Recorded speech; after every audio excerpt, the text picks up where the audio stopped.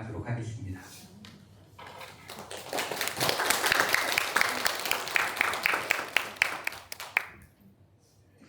여러분 잘 지내셨죠? 네. 우리가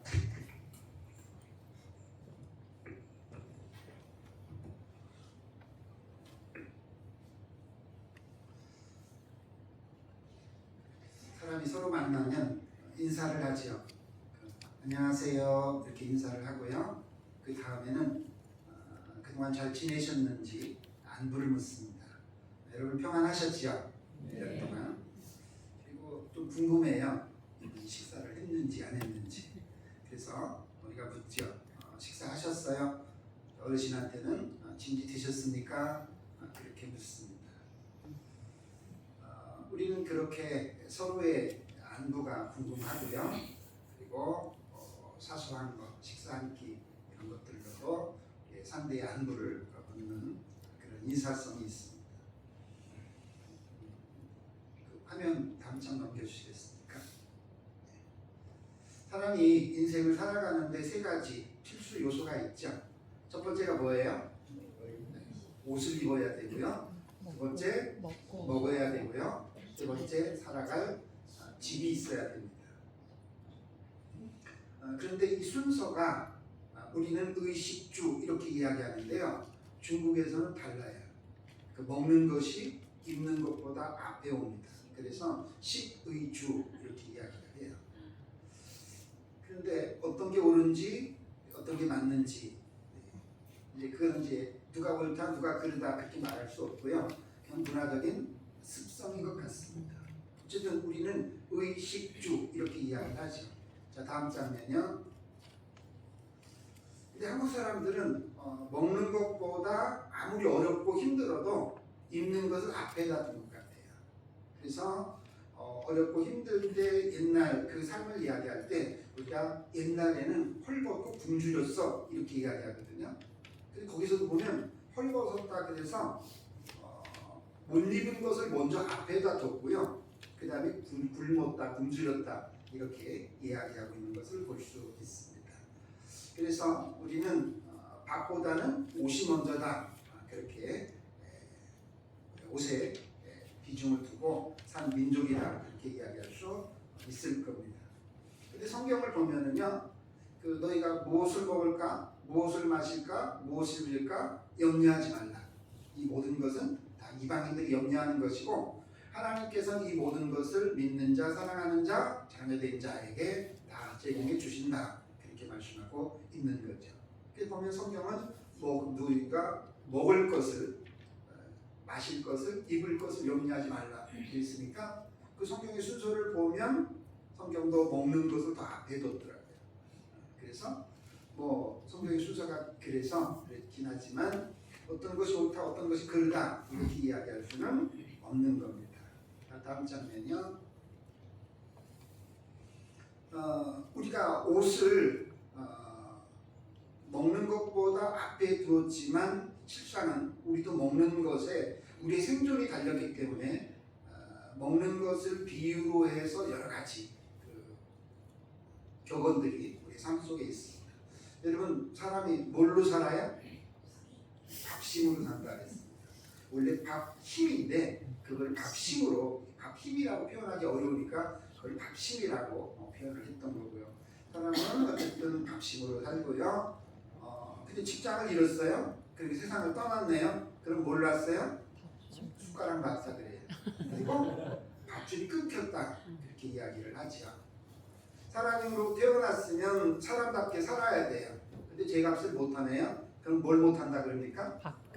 밥값을 못한다 이렇게 이야기합니다. 여러분 밥도 잘 드셔서 밥심으로 사시고요. 밥줄도 끊기지 않기를 바라고요. 아멘. 그리고 밥값 하시면서 살아가시기를 주의 이름으로 축복합니다. 아멘. 다음 장면이요. 근데 밥하고 요리 다 먹는 거이기는 하지만 저 둘 사이에는요 좀 약간의 뉘앙스, 느낌의 차이가 있는 것 같습니다. 밥 그러면 그 생존을 위해서 먹는 거고요. 요리 그러면 조금 그래도 시간적으로나 경제적으로나 살아가는 삶에 있어서 여유가 있는 그런 표현인 것 같아요. 그래서 요리를 이야기했지만 한식 요리가 있고요, 중식 요리가 있고, 일식 요리가 있고, 서양 요리가 있죠. 자, 다음 장면 보겠습니다. 인생은 밥으로 버티고요, 요리로 살아간다, 이렇게 표현을 합니다. 일단 밥을 먹으면 조금 이게 이제 생존에 관한 부분이기 때문에 꼭 먹어야 되는, 또 이게 끊기면 큰일 나는 이런 걸 생각하지만, 요리는요 조금 그 차원을 넘어서 생존보다는 생활, 그리고 좀 여유 있는 삶을 표현하는 방식인 것 같습니다. 우리가 집에서 혹은 이제 밖에서 이제 전화가 와요. 전화를 받았습니다. 물어요. 지금 뭐 하세요? 그러면 밥 먹어요. 그렇게 이야기하면 뭐 그냥 끼일 때 되었으니까 밥 먹는가 보다. 그렇지만 지금 뭐 하세요? 요리 먹어요. 그러면 조금 여유가 있는가 보다. 지갑에, 삶의 시간에 여유가 있는가 보다. 그렇게 생각을 하죠. 또 주부가 집에서 일을 하고 있는데 지금 뭐 하세요? 그러면 밥해. 이렇게 얘기하면 가족들 위해서 밥을 하는가 보다. 지금 뭐 하세요? 요리하고 있어. 그러면 좀 품격 있고 좀 우아해 보여요. 그래서 여러분 밥도 걸리지 마시고요. 그리고 요리도 즐기시면서 행복한 삶을 살아가시기를 바랍니다. 다음 장면이요. 사람은 먹어야 살죠. 먹지 않고 살 수 있는 존재는 없습니다. 살아있는 모든 생명들은 먹어야 삽니다. 먹어야 살지만 그래도 인생은 먹기 위해서 살면 안 되잖아요. 먹는 게 삶의 목적이 돼서는 안 된다 그런 얘기죠. 그래서 먹어야 사는 걸 다 인정하지만 그래도 먹기 위해서 사는 인생, 그래도 이거는 인생은 그런 게 아니잖아. 그런 느낌을 우리가 받는 거죠. 다음 장면이요. 이게 뭐냐면요, 요리상이에요. 요리상. 저게 만한전석 이렇게 표현을 하는데요. 만주족, 중국 만주족 요리 54가지와 또 한족 요리 54가지를 합해서 108가지 요리를요 3박 4일에 걸쳐서 6끼를 먹는 거예요. 저 상 차리고 저 식사를 먹으려면요 6개 식사에 5,490만 원이에요. 5,490원이 아니고요. 거기 만자가 붙어야 되는 거예요. 5,490만 원. 근데 저 상이 더 커져서 지금은 1억짜리도 있다 그래요. 여러분 못 드셔보셨죠? 네. 드시고 싶으세요? 여러분이 그 양심 있게 얘기를 해야 돼요. 못 드시니까 식탁이지 먹을 수 있으면 먹고 싶은 게 사람 욕심이긴 하거든요. 근데 저는 가만히 생각해봐도 저거는 아니다 싶어요. 먹을 수도 없지만 먹고 싶지도 않아요. 왜냐면 사람이 몇 끼, 한 끼 이렇게 밥 먹는데 5천만 원을 쓰고 1억을 쓴다는 게 이게 말이 안 되잖아요. 근데 무엇을 먹을까, 무엇을 마실까, 무엇을 입을까 고민하는 사람들 중에는 저렇게 한 끼에 5천만 원 1억짜리를 먹고 그 다음에 또 무엇을 먹을까 고민하는 사람들도 있더라고요. 근데 저 5천만 원짜리 1억짜리를 먹으면 행복할까요? 저걸 먹고도 불행한 사람이 있고요. 5천 원짜리 먹고도 얼마든지 행복한 사람들도 있어요. 어떤 사람이 행복한 인생이냐? 그냥 뭘 먹든지 그냥 있는 거 먹고 그냥 스스로 행복하면 그것으로 자족한 인생이 행복한 인생이다 하는 것이죠. 다음 장면 보겠습니다. 사람들은 먹을 것이 없으면 무엇을 먹을까 고민을 하지만 먹을 것이 있어도요 그 중에서 제일 맛있는 거, 안 먹어본 거, 먹고 싶은 거 그런 것들을 적어놓고 그것을 먹기 위한 고민을 또 하기 시작합니다. 근데 다 괜찮다는 거예요.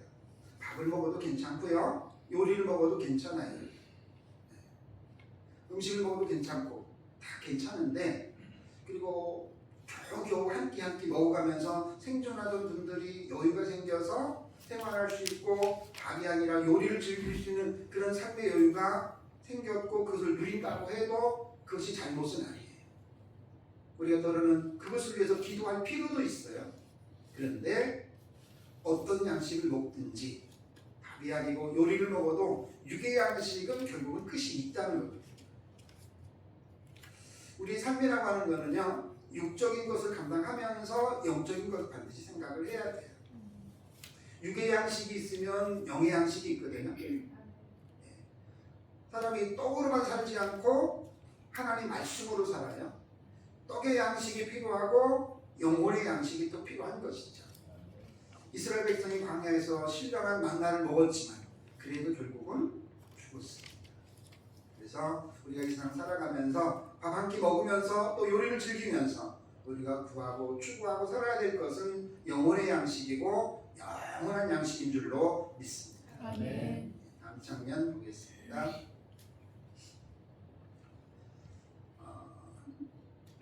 저 사람들은 행복하지 않은 것 같아요. 왜냐면 다 머리가 아픈 것 같고요. 고민하고 있습니다. 이쪽 사람들은 보면 집 때문에, 오른쪽 사람들은 차 때문에. 여러분 하우스 푸어, 카 푸어 이런 말이 있거든요. 그게 뭐냐면 비싼 집을 사놓고요. 그거 대출금 갚느라고 평생을 조당 잡혀서 아무것도 못하는 거예요. 그리고 비싼 차 사놓고 그걸 내가 할부금 내느라고 다른 걸 아예 포기하고 살아가는 그런 불쌍한 인생들이 있다는 거죠. 제가 얼마 전에 아는 지인 목사님을 만났는데 같이 예배를 드리고 저 있는 곳을 데려다 주기로 하셨어요. 주차장에 가보니까 그분이요, 세상에 그랜저를 타시더라고요. 깜짝 놀랐어요. 전혀 그럴 상황이 있는 분이 아니거든요. 그래서 아니 목사님 세상에 좋아하시는가 봐요 형편이. 어떻게 그랜저를 타신대요? 그랬더니 목사님 제가 20년 넘었어요. 다른 분이 소개해 주셔서 100만 원 주고 샀습니다. 오래됐으니까 낡아서 그렇다는 거예요. 근데 목사님 기름값이 얼마나 드는지요? 하자고 집에 모셔다 놓고 그리고 교회 올 때만 타요.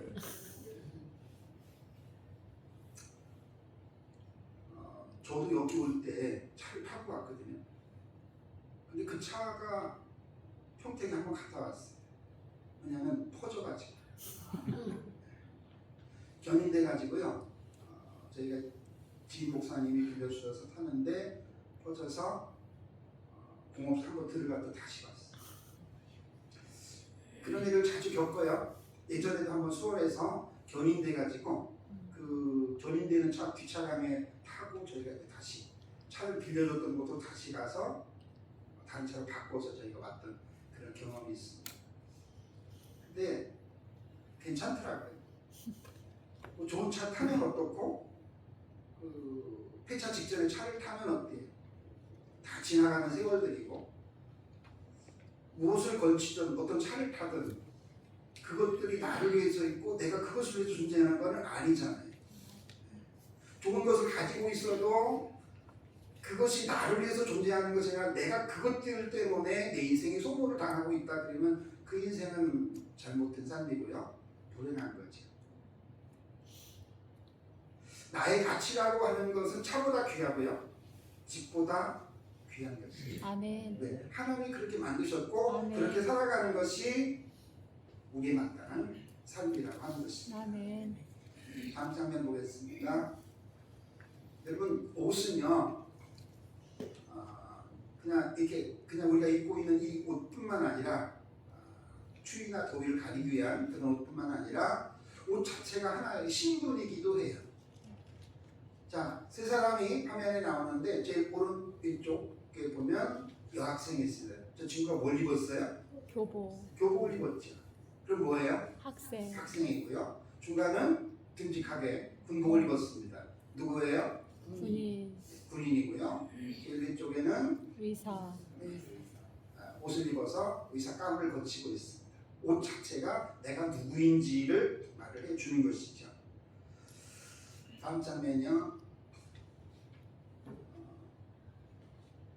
근데 또 어떤 옷을 걸치냐에 따라서 법복을 입으면 판사고요, 승복을 입었으면 스님이고요, 그리고 목사님처럼 깜을 입었으면 이제 목회자인 것을 우리가 또 옷을 통해서 알 수 있습니다. 근데 그렇게 걸치는 옷에 따라서 내가 누구인가도 밝혀지게끔 되는 것이죠. 중국에서는 그 황금색, 노란색 그런 것은 이제 황제를 임금만 사용할 수 있는 옷입니다. 다른 사람은 저 색깔의 옷을 못 입어요. 왜? 황제의 색깔이기 때문에. 그리고 곤룡포라 그래서 저 청색도 우리 조선에서는 또 왕들이 입기도 했는데, 어쨌든 저런 옷들은 그의 신분이 왕이고 황제임을 우리들에게 말을 해 주는 것입니다. 자, 여러분은 어떤 옷을 입고 있습니까? 또 어떤 신분에 여러분이 계십니까? 한국의 또 국회의원을 오래 하신 분들, 우리 헌정사에서 보면 구선을 한 사람이 이제 제일 오래 했더라고요. 김영삼 대통령이 구선을 했고요. 그다음에 JP, 우리가 남이가 했던 이제 그 김종필 전 총리도 9번을 국회의원을 했어요. 그리고 포스코 포항제철 회장을 했던 박태준 씨도 구선을 했습니다. 어쨌든 그분들은 국회의원이라고 하는 옷을 오랫동안 입었던 분들이죠. 근데요, 어떤 옷을 입든지 사람이 지어 입은 옷, 남이 입혀준 옷은 오래가지 못합니다. 그것이 한 번이 됐든 두 번이든 다섯 번이 됐든 9번이 됐든 혹은 그 이상을 했다 할지라도 그 옷은 영원하지를 못해요. 다음 장면 보겠습니다. 아담 하와가 선악과 따먹고 범죄했잖아요. 그전엔 몰랐는데 범죄하고 나서 자신들의 벌거벗음을 알게 되고요, 수치심을 느껴서 무화과나무 잎을 엮어서 치마를 해 입었습니다. 뜨거운 태양이 비치니까 그 옷이 다 말라 비틀어졌고 수치는 다시 드러났습니다. 인간이 만든 옷은 그래요. 선악과 따먹은 인간은 자신의 모든 삶에서 부끄러움과 수치를 느끼고요, 무엇인가 가리고 무엇인가 덧붙여서 자기를 좀 더 남보다 우월한 위치에 두려고 하는 그런 본능을 가지게끔 됐습니다. 그런데 무화과나무로 만든 잎이 그렇게 사라지듯이 인간이 하는 모든 행위는 자신의 신분 상승을 위해서 하는 일들이긴 한데 그것이 오래가지 못하고 잠시 동안에 가려지고 부끄러운 모습은 다시 드러나게끔 된다는 것이죠. 다음 장면 보겠습니다. 사람이 입은 옷은 벗겨지고요, 찢겨집니다. 야곱에게 12명의 아들이 있었어요. 그런데 라헬을 통해서 요셉을 낳았고요, 가장 사랑했던 여인을 통해서 낳은 자식이기 때문에 노년에 낳은 자식이라서 야곱이 요셉을 특별히 편애를 했습니다. 그리고 다른 자식들은 험한 옷을 입히고 이 요셉에게만큼은 채색 옷을 입혔습니다. 얼마나 사랑스러워서 얼마만큼 또 사랑해서 그 옷을 입혔겠습니다. 그런데 그 옷은요, 형제들에 의해서 벗겨지고 찢겨지죠.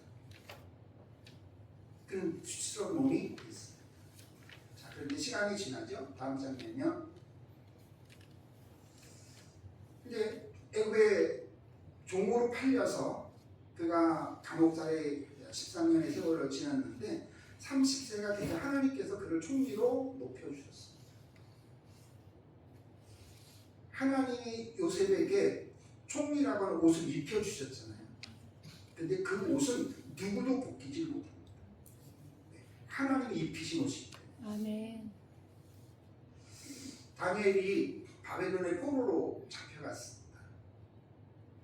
이방에 가서 포로로 잡혀가서 얼마만큼 굴복진 삶을 살았겠습니까? 그리고 그를 시기하고 질투하고 죽이려고 하는 사람이 얼마나 많았습니까? 사자굴에 던지고 풀무불 가운데 던지는데 그 사자가 삼키지 못하고요, 풀무불이 그를 태우지 못합니다. 하나님이 그를 지켜주셨고 머리털 하나도 상하지 않고 그가 입은 옷, 그 신 오락이 하나도 타지 않습니다. 아멘. 왜? 하나님이 입혀주셨으니까. 그리고 그가 총리가 됐는데 왕은 바뀌어요. 그런데 다니엘은 계속 총리를 하고 있습니다. 그걸 보면 우리가 국회의원을 구선을 하고 뭐 식선을 하고 그러면 그 사람은 맨날 국회의원이에요.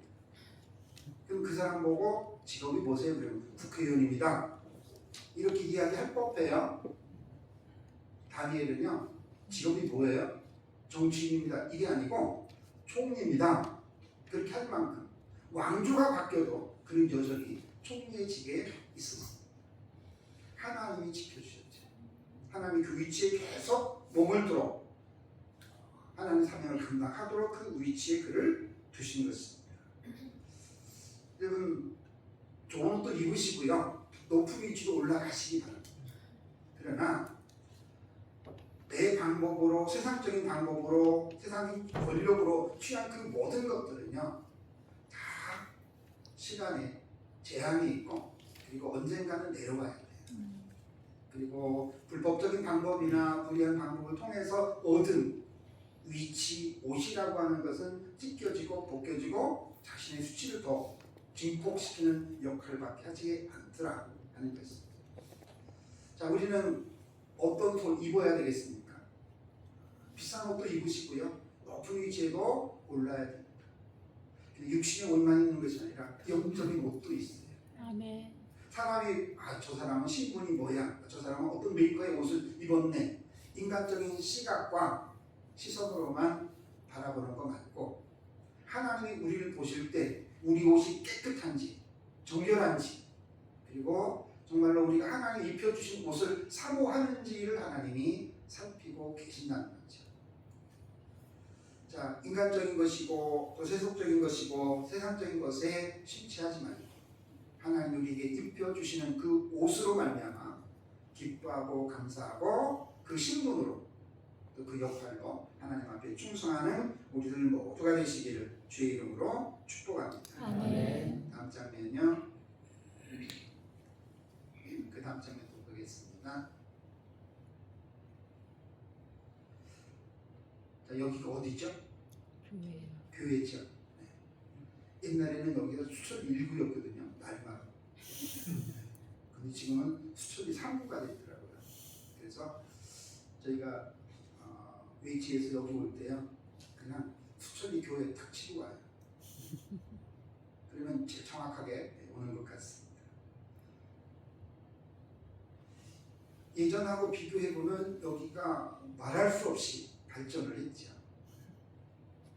근데 그래도 어차피 지방이고 시골이라 그게 여러분 기분 나빠질지 모르겠습니다만 왜냐면 제가 왜 이런 말씀 드리냐면 제가 이 예배도 주소가 서울에 있거든요. 인서울 한 사람이에요.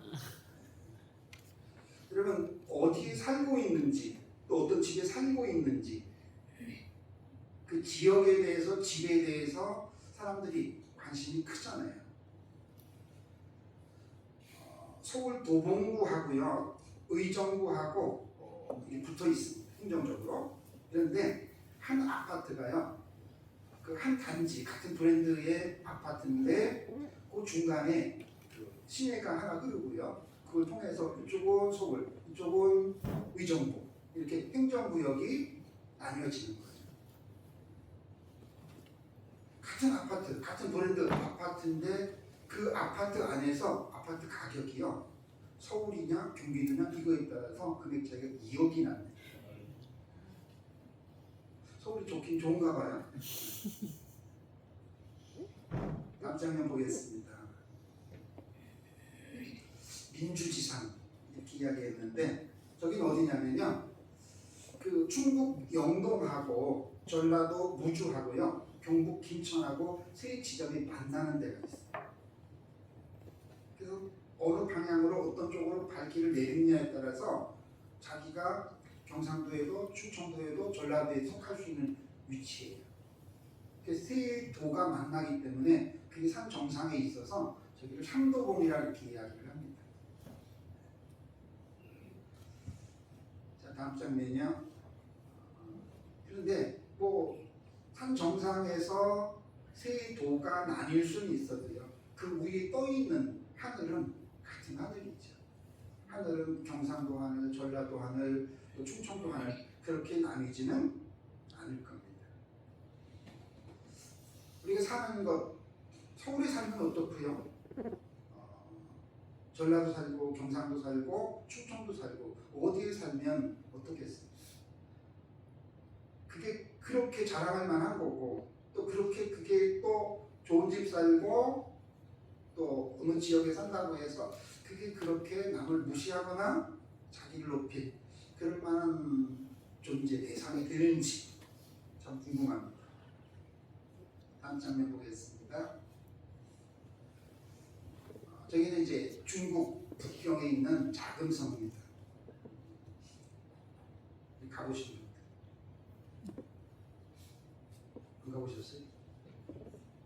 가고 싶으신 분?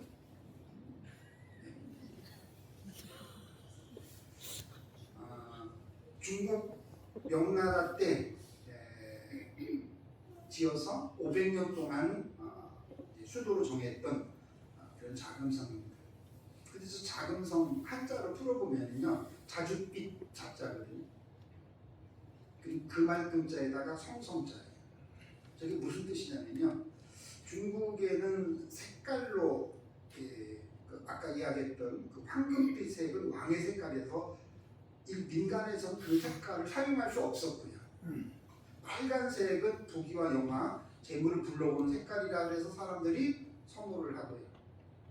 우리는 축의금을 내든지 아니면 조의금을 내든지 하얀 봉투를 사용하지만 중국 사람들은 절대 하얀 봉투는 사용하지 않습니다. 그러니까 조의금 낼 때만 쓰고 축의금을 하얀 봉투에다 넣어서 주면은요, 당신 빨리 주고 하는 거예요. 그 색깔에 큰 의미를 두고 있습니다. 근데 그것처럼 이 자줏빛 색깔도 황제만 사용할 수 있는 빛깔이에요. 그래서 저 빛깔을 가지고 옷을 입든지 뭘 장식을 만들든지 하면 내가 황제라 하는 것을 색깔로 세상에 선포하는 기능이 있습니다. 그래서 자금성이라, 그래서 이거 황제 혹은 하늘 황제, 광역 황제, 신성 이런 것들을 표현할 때, 나타낼 때 저 자줏빛 색깔을 썼고요. 그러니까 자줏빛을 통해서 여기는 황제가 사는 궁궐이다 그런 뜻이고요. 그다음에 금에 써요. 금알금자. 그러니까 여기는 황제가 사는 곳이니까 일반인들은 여기 출입하지 마, 너희들은 가까이 오지도 마 하고 막아놓은 곳이 자금성이에요. 저 성이 얼마나 될까요? 다음이요. 사이즈가 500년 동안 중국의 도읍으로 왕궁이 있었던 곳이고요. 남북 거리가 그렇게 되고요. 저 안에 980여 동의 건물이 한 동 한 동에서 980여 동이 있고요. 방이 8,700개 이상이 있습니다. 근데 저게 다 황제 거예요. 남의 거 하나도 없고 다 지 거예요. 그리고 아무도 들어오지 말라 하고 그 안에서, 물론 수종 드는 자, 신하들은 드나들긴 하지만 그냥 어쨌든 그 전체의 소유는 자기 것이다 하는 것이죠. 근데 여러분, 저기가 우리나라 경복궁보다 1.7배가 크거든요. 제가 경복궁 가서 관광을 해보니까 거기 지쳐서 못하겠더라고요. 넓어서. 저기 훨씬 더 넓어요. 크고 웅장하고. 그런데 저런 곳에 살면 행복할까요? 크게 궁궐 꺼놓고 이건 다 내 거야. 얘네들 누르지 마, 만지지도 마, 보지도 마. 내 거야. 그러면 행복할까요? 시우가 여기 있는데 장난감 가지고 이거 내 거야, 누가 안 줄 거야. 그렇게 살면 인생 행복하지 않단다. 나눌 수 있어요. 모든 것을, 많은 것을 자기 홀로 자신만을 위해서 취하고 쌓고 울타리 쳐놓고 살면 사람은 행복하지 않다는 것입니다. 자, 다음 장면 보겠습니다. 자금성은 아무리 왕이 그렇게 만들어 놓고 그렇게 살아도 행복하지 않고요. 그것은 천국이 아닙니다. 다음 장면이요. 중국에 가면 작은 성과 더불어 또 만리장성이 있습니다. 만리장성 크기가 2만 킬로가 넓고요. 2만 킬로가 넘고 그 다음에 높게 6m, 7m 높은 곳에는 10m 이상의 높이를 자랑하면서 성벽을 쌓아놨습니다. 저기 원래 지은 목적은 뭐냐면요, 그 외부에서 들어온 적을 막기 위해서 쌓았어요. 근데 시간이 지나면서 저게 뭐가 되냐면 자기 것을 남들이 빼앗아가지 못하도록 지키는 성으로의 역할로 바뀌어버렸어요. 중국에 가보니까 중국은요 탐장이 엄청 높습니다. 일반 가정집들도. 그래서 밖에서 안이 안 보이고요. 안에서는 밖을 보는데 밖에서는 안이 안 보여요. 그런 구조고 사람들이 개인 집이 그렇고 그것이 나중에 성이 되고 그 다음에 더 많아지고 더 넓어지면 그게 장성이 되는 거예요. 만리장성이 되는 거죠.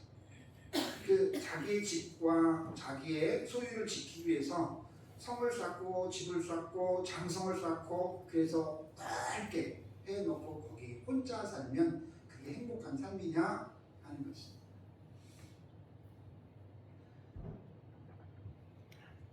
넓은 곳에 혼자 있을수록 오히려 더 고독하고요. 많은 것을 가졌는데 그것을 나누지 못하면 오히려 더 불행한 삶입니다. 제가 선교사 신분이니까 나와서 선교사님들하고도 더러 만나요. 제가 쿠바 선교사님을 얼마 전에 만났어요. 그 쿠바 선교사님이 쿠바 상황을 물었던 그렇게 이야기를 해요. 그 미국과 이스라엘과 또 전쟁을 벌이면서 쿠바 상황이 더 안 좋아졌어요. 베네수엘라를 치지 않았으면 아마 쿠바가 그 대상이 되었을 것이다 그렇게 이야기를 하는데 예전에는 사회주의 국가여서 쿠바가 그래서 국민들에게 하루 2끼 양식을 배급을 했다고 합니다. 지금은 이런 사태가 벌어지면서 하루 1끼만 배급을 해요. 그리고 예전에는 국민들에게 한 달에 계란 5개를 줬다 그래요. 지금 이렇게 전쟁 상황이라서 그 절반으로 줄이겠다 그랬는데 그럼 2알 쉐아를 줘야 되는데 2알 쉐아를 주는 게 아니라 아예 계란 배급을 끊어버렸다. 하루에 1끼밖에 못 먹고요. 한 달 내내 계란 하나도 먹을 수가 없습니다. 예전에도 정조는 자주 됐다 그래요. 하루 6시간 정도 전기가 들어오면 그 트랜스에다가 전기를 충전해가지고 그걸 가지고 냉장고를 돌리고 그렇게 했대요. 지금은 5시간, 6시간 들어오는 전기가 1시간 정도밖에 안 들어온다. 그러니까 냉장고를 돌릴 수가 없어요. 냉장고에 있어도 그게 무용지물입니다. 사람이 먹고 살 수 없는, 사람이 생존할 수 없는 그 환경이라는 거예요. 근데 그분이 미국의 이제 2 딸과 사모님이 미국에서 생활하시고 그 다음에 선교사님 혼자 쿠바에 들어가서 사시는 거예요. 이런 상황에서 같이 있으면, 가족이 같이 있으면 나 혼자 어렵고 힘든 거는 참고 견디고 인내하는데 참아 못 보는 것이 내 아내가 내 자식이 힘든 거죠. 어려운 거.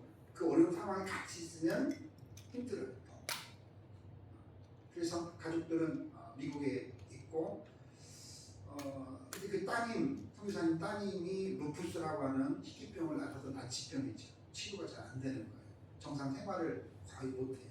그래서 이 사모님이 이 딸을 돌보면서 생활하는데 같이 있으면 괴롭고 혼자 떨어져서 생활하려고 하니까 본인은 외로운 거예요.